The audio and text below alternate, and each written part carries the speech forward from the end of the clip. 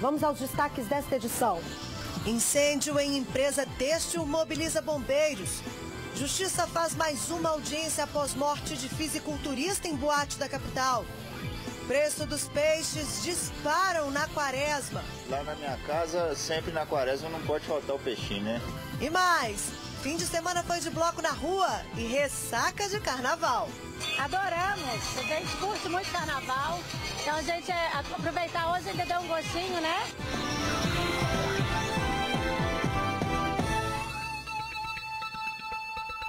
Cinco viaturas do Corpo de Bombeiros continuam no local onde o fogo destruiu uma empresa têxtil. O trabalho de rescaldo ainda está sendo feito na fábrica, que fica no bairro Prado, região oeste da capital. Durante o início da manhã, uma faixa da Avenida Tereza Cristina, no sentido centro, ficou interditada. O Corpo de Bombeiros passou a madrugada no combate às chamas. Foram pelo menos 65 militares empenhados na ocorrência. O cenário era de destruição. Do lado de fora, era possível ver rolos de tecidos e móveis queimados. Esse muro teve que ser escorado para não cair. Parte da fiação do poste, que fica bem próximo a esse transformador, foi atingida. Quem chegou para trabalhar logo cedo parecia não acreditar no que via. Daqui de cima do viaduto Itamar Franco, dá para se ter uma ideia do tamanho da área atingida pelas chamas.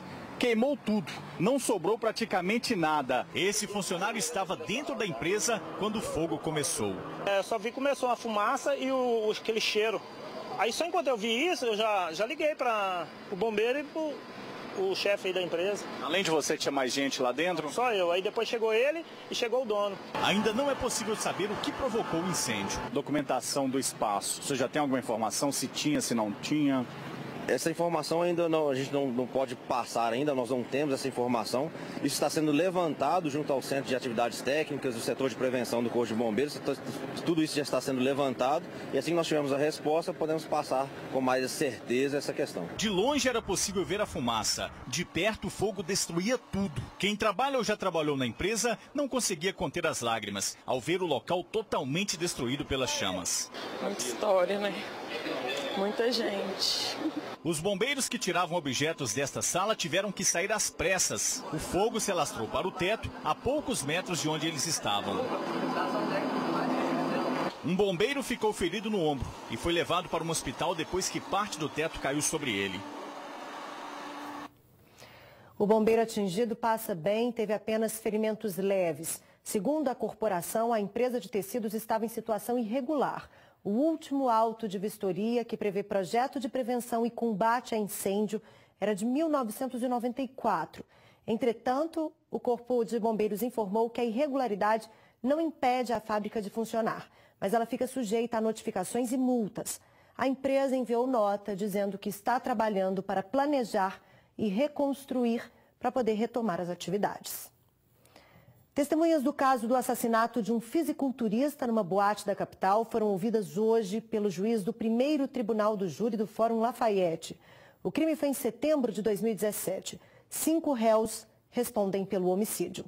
A audiência começou por volta das 2h da tarde. 14 testemunhas de acusação e defesa foram ouvidas pelo juiz Marcelo Fioravante. Muito emocionado, o pai da vítima, Dênio Luiz Pontelo, que acompanhava a sessão, pediu mais rigor das casas noturnas na contratação de seguranças. Eu peço para ver se tem como nós, brasileiro, olhar para esses profissionais que estão trabalhando na segurança nessas casas, para não ficar acontecendo isso com o jovem, gente. E a gente não consegue segurar o jovem, como é que você vai segurar um rapaz, uma moça dentro de casa? A primeira audiência aconteceu no dia 10 de setembro de 2018. Na época, foram ouvidas 6 testemunhas de acusação.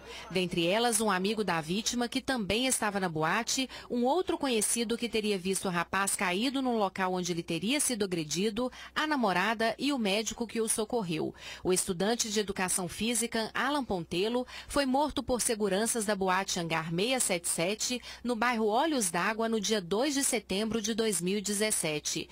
Segundo testemunhas, a vítima foi abordada no banheiro por 2 seguranças que o conduziram para uma área restrita, onde teria sido espancado violentamente com socos, empurrões e chutes e estrangulado até a morte. No dia do crime, a PM teria sido chamada ao local com a denúncia de que Ala estaria portando drogas. No entanto, o exame toxicológico feito no corpo do rapaz deu negativo. Eu sei que meu filho não mexia com droga, eu sei que eles não mexiam, nele não encontrou droga. Graças a Deus que eu tive um filho e tenho, que eu vou carregar ele pro resto da minha vida. Um anjo que veio. Peço ajuda, quem puder me ajudar em relação à justiça, punir, prender pelo menos esses canalhas, esses canibais, para isso dar de exemplo, para não ficar repetindo isso, com esse segurança fazendo o que quiser. E sempre faz e nada acontece. Depois de ouvir as testemunhas, o juiz responsável pelo caso vai colher os depoimentos dos réus. Em seguida, a defesa e a acusação terão um prazo para fazer as alegações no processo. Só então o magistrado vai decidir se os réus irão ou não ser julgados pelo júri popular. Assaltantes invadiram uma distribuidora de bebidas e renderam clientes e funcionários em Eloy Mendes, no sul de Minas. Câmeras de segurança registraram a ação dos criminosos. Era por volta das 11 horas da noite quando 3 bandidos armados chegaram em uma caminhonete na distribuidora de bebidas que fica no bairro Jardim das Palmeiras. Enquanto um dos assaltantes fica no carro, os outros 2 entram no estabelecimento. A vítima estava no caixa quando foi abordada pelos criminosos. Puseram arma na minha cintura, pedindo dinheiro. Repare nesta outra imagem que mostra os criminosos pegando os clientes e funcionários e levando as vítimas para os fundos da distribuidora. O bandido recolhe o dinheiro, cerca de R$1.000. O outro pega os celulares dos clientes e de funcionários. Estava quase na hora de fechar, o pessoal já estava cansado, ficaram o dia inteiro trabalhando e aí chegaram esses criminosos e fizeram esse assalto. Coisa muito rápida e logo em seguida eles fugiram sentido a rodovia. A polícia acredita que a caminhonete usada no crime tenha sido roubada ou furtada pelos criminosos. Informações teve que ela estava com uma placa vermelha. Só que a gente tem suspeitas que ela já foi usada em outros crimes anteriores. A única coisa que eu pedi foi para Deus proteger tanto a minha vida quanto a vida das pessoas que estavam aqui, porque é o que a gente pode pedir, porque hoje em dia a gente não tem proteção de mais ninguém, a não ser Deus nessa vida. E uma mulher foi agredida por um bandido no meio da rua e em plena luz do dia em Varginha, no sul de Minas. O criminoso fugiu sem levar nada. A vítima preferiu não mostrar o rosto porque está muito assustada.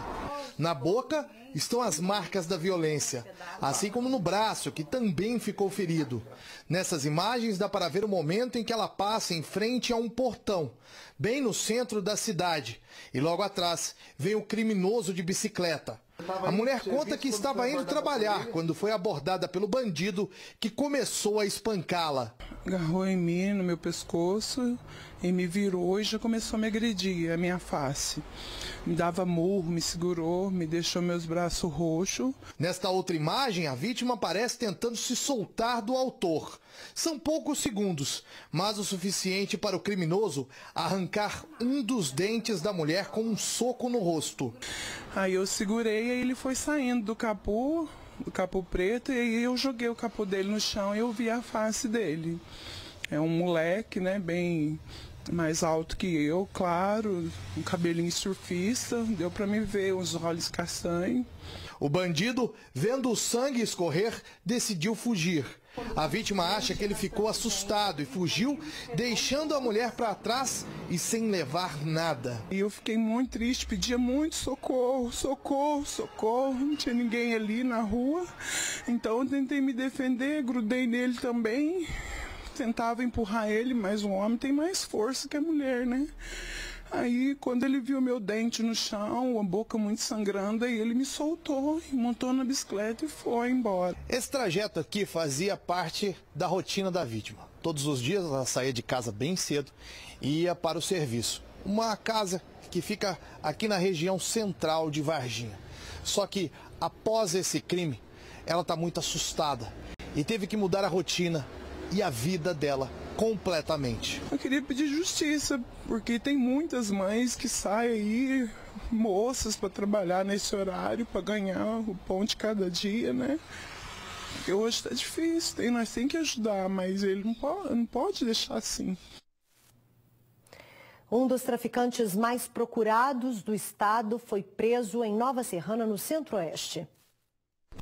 Herbert William Teixeira Barbosa, de 30 anos, estava na casa de familiares no bairro Santo Antônio quando foi preso pela Polícia Militar. Ele faz parte da lista Procura-se como um dos bandidos mais procurados no estado, de acordo com a Secretaria de Estado de Segurança Pública de Minas Gerais. A informação veio muito concreta, o Serviço de Inteligência fez o trabalho de identificação do local. Ele não resistiu, porque na hora que os militares chegaram, fizeram abordagem enérgica. Ele já identificou, já falou com ele que já sabíamos de tudo e ele contou tudo então dos fatos como se ocorreram. Com ele, a polícia apreendeu 2,5 kg de maconha, 2,5 kg de cocaína, uma balança de precisão, um celular, R$800 em dinheiro e uma identidade com nome falso. O irmão dele, Wislan Vinícius Teixeira Barbosa, de 26 anos, também fazia parte da lista Procura-se. Segundo a Polícia Militar, os dois irmãos são de Mato Verde. Eles entraram na lista do Procura-se após participarem de uma explosão a caixas eletrônicos em um banco na cidade deles, em 2017.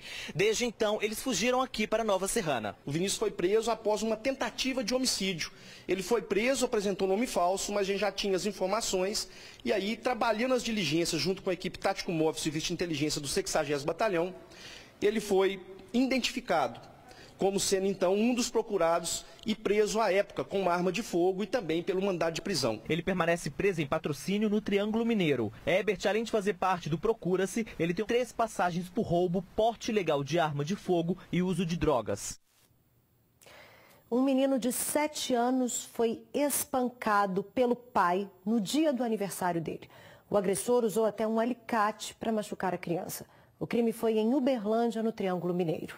As marcas ficaram espalhadas pelo rosto da criança de 7 anos. O garoto foi brutalmente atacado pelo próprio pai. E isso com as lembranças da violência sofrida pelas mãos de quem deveria proteger. A sessão de espancamento aconteceu em uma dessas casas que fica aqui na região sul de Uberlândia. De acordo com informações da irmã da criança, que é filha do Vicente de um outro relacionamento, eles foram na casa dela e, chegando lá, a filha de 12 anos pediu bênção para a criança, que não respondeu nada. Esse teria sido o principal motivo para que o Vicente ficasse enfurecido. Então ele chegou a pegar a criança pela orelha usando um alicate, entrou no carro e retornou aqui para a casa dele. Chegando aqui ainda bastante nervoso, bateu muito na criança. Não é a primeira vez que ele está sendo agredida, ele já foi agredido outras vezes que a gente já não presenciou, mas a gente viu no outro dia a situação que ele se encontrava. E a gente até não fez o boletim porque o pai pediu e... A primeira vez o pai pediu para não fazer? Sim, pediu e falou que não ia fazer mais. Aí ontem ele fez de novo, aí a gente não tem como deixar. Por que a criança está com o pai? Porque a mãe abandonou.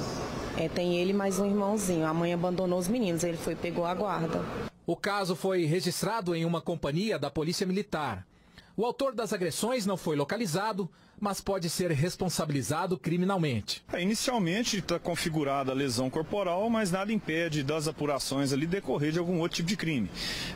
Vai ser instaurado um inquérito policial, a família os familiares, a irmã com os tios vão procurar as providências, vai ser instaurado um inquérito policial para fazer a apuração dos fatos. A irmã da criança tem uma filha de 12 anos e contou que não quer que o irmãozinho passe novamente pela mesma situação. Ela pede a guarda do menor. O medo é acontecer coisa pior. Chegou até isso, tá muito machucado. Eu tenho medo de matar. Chegar a matar, mesmo sem querer, mas mata. Com certeza vou tratar muito bem, porque eu já cuidei deles 2 anos, já moraram comigo. E eu tenho uma filha também e eu não faço isso. Você quer a guarda dele? Quero, dos dois. Agora é hora de sabermos como vai ficar o tempo nesta terça-feira em todo o estado.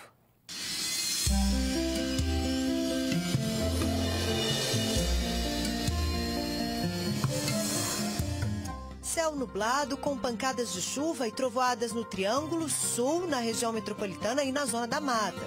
Nas outras áreas, o tempo fica parcialmente nublado com possibilidade de chuva. Em BH, mínima de 19 e máxima de 29 graus. Em Belo Vale, os termômetros vão dos 18 aos 30. Oscilam dos 17 aos 33 em Ponte Nova. Ficam entre 15 e 31 em Muzambinho. E em Paracatu, mínima de 19 e máxima de 35 graus. Uma promotora de justiça da Força Tarefa, que apura as responsabilidades do rompimento da barragem da Vale, em Brumadinho, disse hoje que a tragédia não foi acidente e que o risco era de conhecimento de vários funcionários da mineradora.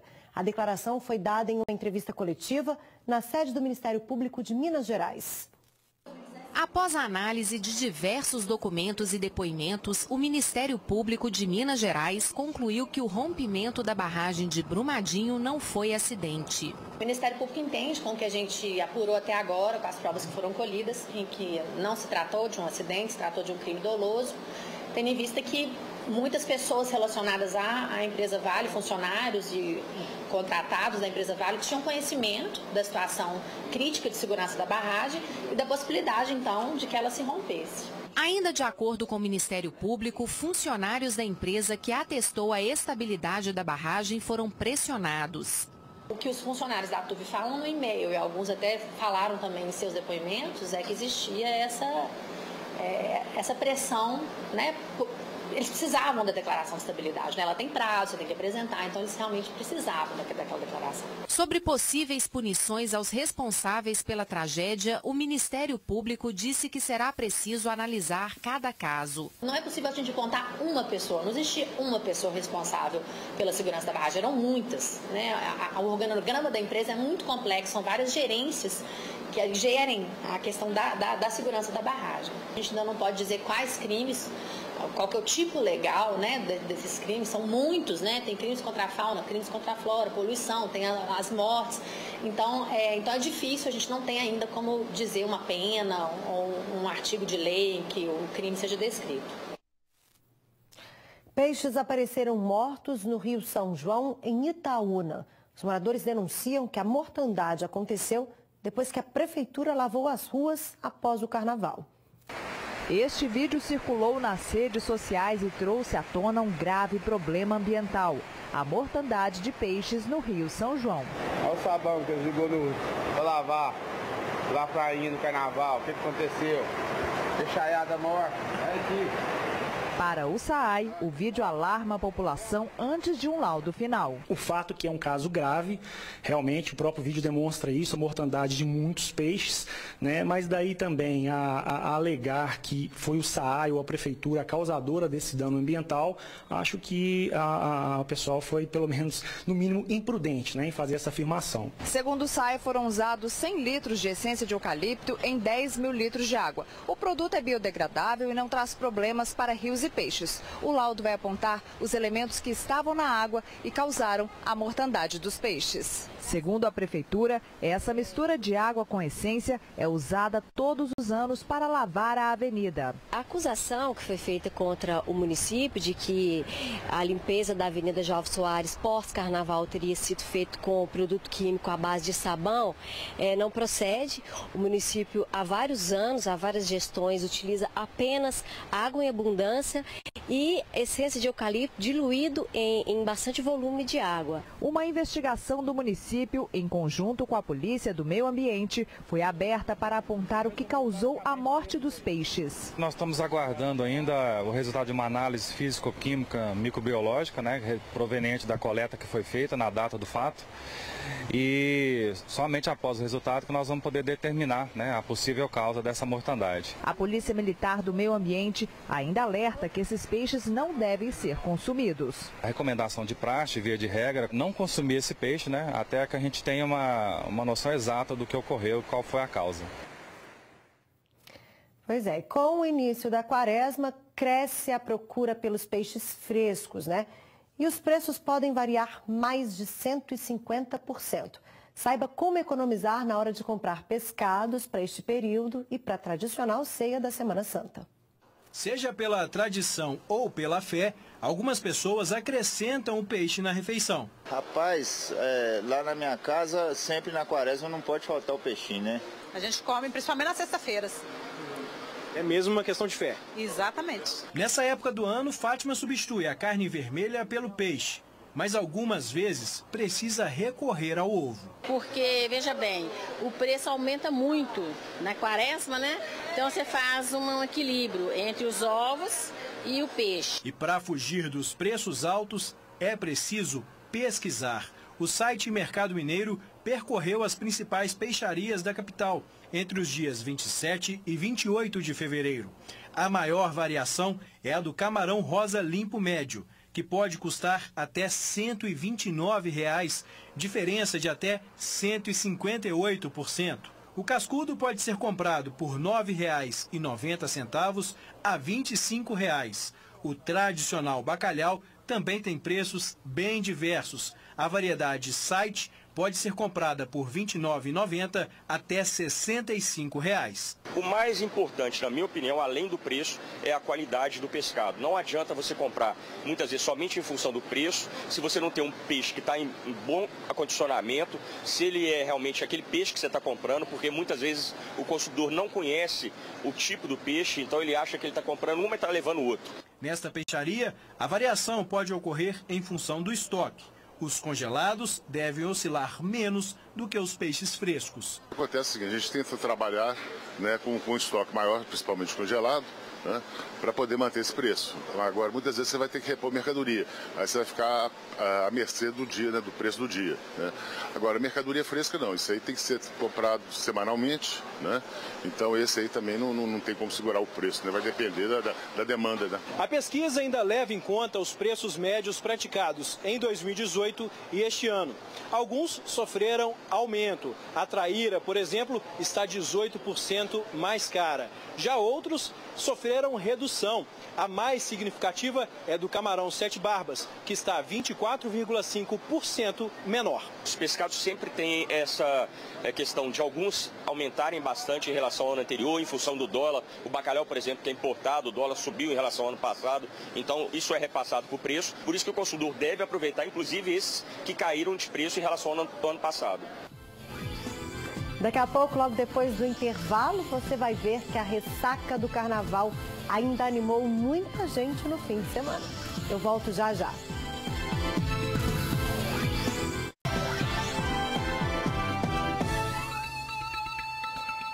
Será que o carnaval finalmente acabou? Eu acho que não, hein? Esse fim de semana ainda teve bloco na rua e a famosa ressaca para os foliões inimigos do fim. Olha só.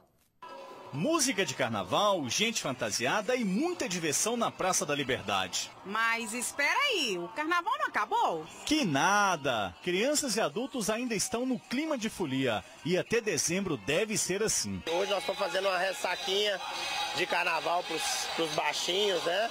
E nós vamos estar aqui agora todos os domingos, passeio gratuito com os dois trenzinhos, que é o trenzinho tradicional e o minhocão agora, que é um novo trenzinho que nós fizemos, que é o formato do minhoca, é um ônibus móvel. Verônica e o marido vieram trazer o filho Matheus de 4 anos. A gente trouxe para continuar, né, o clima de carnaval, que é muito bom. Rita também trouxe a sobrinha. Eu tô achando divertido, legal, que eu nunca tinha vindo num desses. Adoramos, a gente curte muito carnaval, então a gente aproveitar hoje ainda deu um gostinho, né? E fiquei sabendo que a gente vai ter isso agora aqui todo final de semana, ela adorou, tá aqui na fila para entrar de novo. Muito bacana, uma oportunidade muito bacana de estar com a família, né? De viver o carnaval, esse carnaval sadio, saudável, muito bom. É, e realmente o carnaval de Belo Horizonte parece não ter fim. Olha só, Rua Itapecerica, bairro Lagoinha, em Belo Horizonte. O fim de semana foi de muita festa aqui nessa região. Realmente, as pessoas já estão com saudades do grande carnaval 2019. Eu tô com a impressão que emendaram um carnaval no outro, porque a sensação é que nunca vai terminar. Mas em relação à folia, alegria, Belo Horizonte, Belo Rios, né, que o pessoal falou, já tá ganhando já espaço já. Quem é Salvador, meu povo? Já ganhou espaço, né? O JA termina aqui, você fica agora com o SBT Brasil. Nós estamos de volta amanhã, a partir de 7h20 da noite. Uma ótima semana para vocês e até lá. Tchau!